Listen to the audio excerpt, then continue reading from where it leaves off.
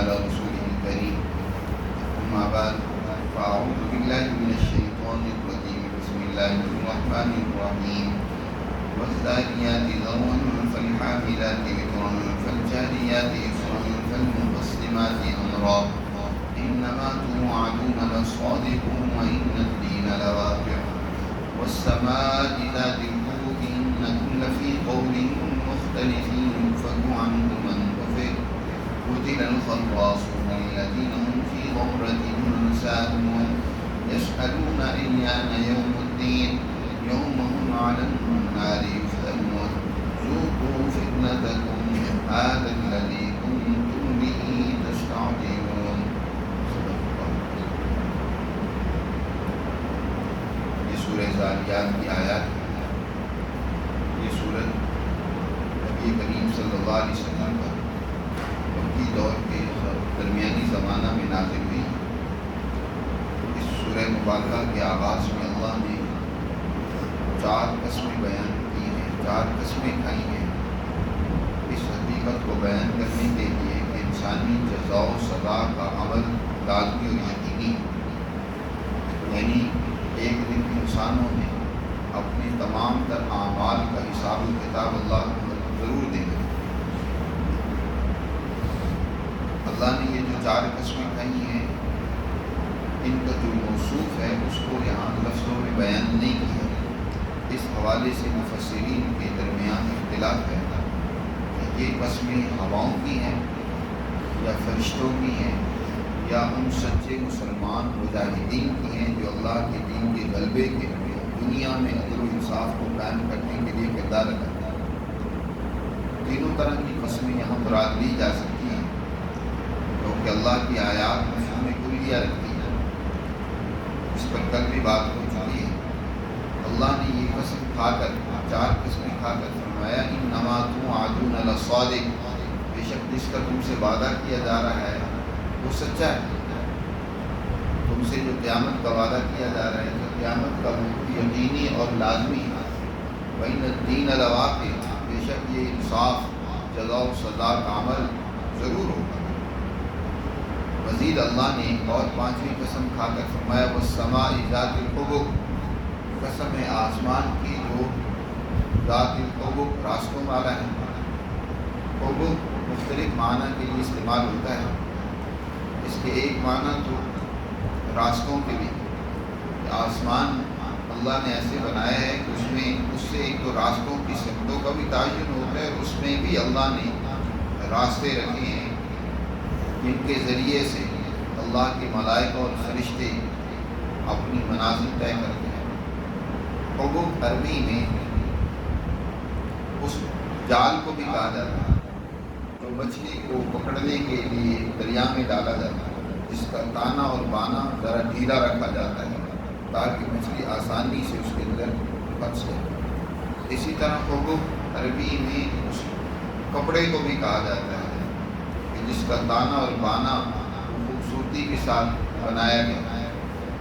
یہاں مراد در حقیقت وہ سیارے اور ستارے جو آسمان میں اللہ نے اس طرح پھیلا دیے ہیں جیسے کہ کپڑے کے جو تانے بانے بنے جاتے ہیں اس میں کہیں مختلف بیل بوٹے بھی بنائے جاتے ہیں. اس لیے بات مفسرین نے حبک کے معنی کہکشاں کے بھی کی ہیں. آسمان میں جو مختلف کہکشائیں ہیں جس میں آسمان کو مزین و آراستہ کرتی ہیں.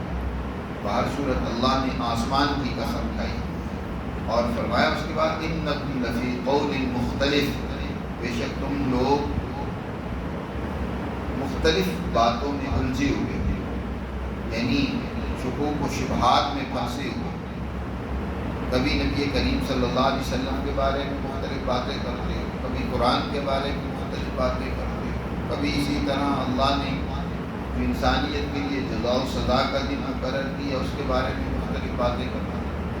کبھی تو تم اس کو مانتے ہی نہیں ہو اور اس کو انسانی عقل سے بعید تصور کرتے ہو کہ یہ کیسے ہو سکتا ہے کہ گسیدہ ہڈیاں جو بکھر چکی ہیں ان کو دوبارہ زندہ کیا جائے. اور کبھی کہتے ہیں اچھا یہ پیدا ہوگا تو تناسب کا اعتقاد اور عقیدہ بنا لیتے ہو. مختلف باتیں تم کرتے ہو، کوئی ایک مضبوط عقل کی بات نہیں ہے ہماری. یؤفک عنہ من افک،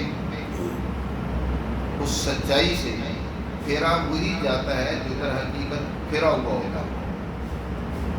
قرآن مقدس کی تعلیمات جو یقین اور حقیقت پر مبنی ہیں، ان سے اور نبی کریم صلی اللہ علیہ وسلم کی اتباع اور پیروی سے جو آپ الصادق الامین سچائی کا پیغام لوگ لے کر انسانیت کے پاس آئے ہیں، حضور کی باتیں جو سچائی پر مبنی ہیں، حقیقت پر مبنی ہیں، اس سے وہی پھرے گا جو در حقیقت ہے ہی سرکے، جو معفوق پھرا ہوا ہے حقیقت میں، جو اللہ سے دور کر دیا گیا۔ قتل الخراسون، اللہ نے بڑا سخت جملہ فرمایا کہ خراسون، اٹکل بچوں والا کام کرنے والے، محض تخمینے لگانے والے، محض تخیلاتی گھوڑے دوڑانے والے، تباہ و برباد وہ نہیں بچے۔ دین کوئی محض تخیلاتی بات نہیں ہے، خیالی بات نہیں ہے کہ تم اپنا خیال بنا کے سوچ کر بیٹھ جاؤ، یا اسی طرح اس کائنات میں انسان اپنی خیالات کی تابع زندگی گزاری، محض خواہشات کی تابع رہے۔ قتل الخراسون، جس نے بھی اوہام و ظنون کی اتباع کی، توہمات کے پیچھے چلا، جو خیالات اور خواہشات کے پیچھے دوڑا، وہ تمام برباد ہوا، اس کے لیے نجات نہیں۔ یہ خراسون، خراس اندازہ لگانے والے کو کہتے ہیں، جیسے کہ درختوں پہ موجود پھل کا جو اندازہ لگانے والا ہوتا ہے اس کو بھی خراس کہا ہے، اسی سے خراس جمع کا لفظ ہے۔ اندازہ لگانے والے اللہ کے احکامات کے بارے میں، یہ وہ لوگ ہیں ہم فی غمرۃ ساہون، جو غفلت میں، مدہوشی میں پڑے ہوئے۔ غمرہ، غمر ایسی مدہوشی کو کہتے ہیں جس میں انسان کی عقل قائم نہ رہے۔ غمر پانی کو بھی، کثیر پانی کو بھی کہا جاتا ہے۔ اصل میں غمرۃ ڈھانپ لینا، انسانی عقل کو ڈھانپ لینا کوئی چیز۔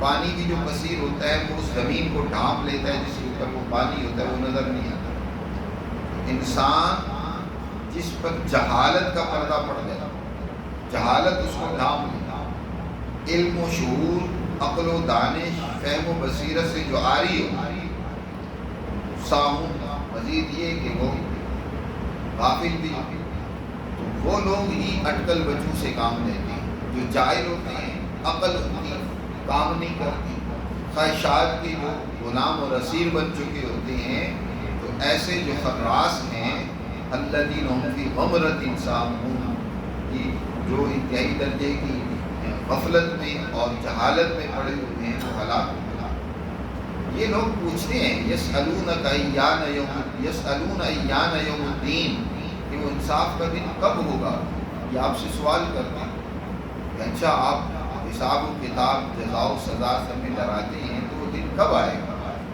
فرمائیے یوم علی النار یفتنون، اس کے تعین کو اللہ نے تمہارے لیے واضح کرنا ضروری نہیں سمجھا، لیکن اتنی بات یقینی طور پر جان لو کہ وہ دن جب آئے گا تو ظالموں کے لیے، نافرمانوں اور کافروں کے لیے بڑا سخت دن ہے، جس دن ان کو آگ کے اوپر تپایا جائے گا، آگ کے اوپر ان کو جلایا جائے گا۔ یوم وہ دن ہوگا کہ اس دن وہ لوگ علی النار یفتنون، یہ ظالم آگ کے اوپر تپائے جائیں گے۔ یفتنون فتنہ، چیز کو گرم کرنا، تپایا جائے گا۔ اس دن ان کو ڈانٹ کر کہا جائے گا ذوقوا فتنتکم، چکھو تم اپنی اس آزمائش کی سزا اور عذاب۔ ھذا الذی کنتم بہ تستعجلون، جس میں تم نے انسانیت کو فتنے میں مبتلا کیا ہوا تھا، خود فتنے میں پڑے ہوئے تھے، اس کے عذاب کا مزہ چکھو۔ یہ وہ ہے جس کو تم جلدی مانگتے تھے دنیا میں، اللہ کے عذاب کو۔ عجیب انسان کی حرکتیں کہ جب انسان حق کی مقابلے اور ضد پر آتا ہے تو پھر اتنا آگے نکل جاتا ہے کہ انسان جو ہے وہ اللہ کا عذاب مانگنے بیٹھ جاتا ہے۔ اچھا اللہ کے عذاب سے ڈراتے ہو تو ہمیں جزا و سزا سے ڈراتے ہو تو وہ کیوں نہیں جلدی آ جائے؟ جب وہ آئے گا اس وقت تمہیں پتہ چل جائے گا۔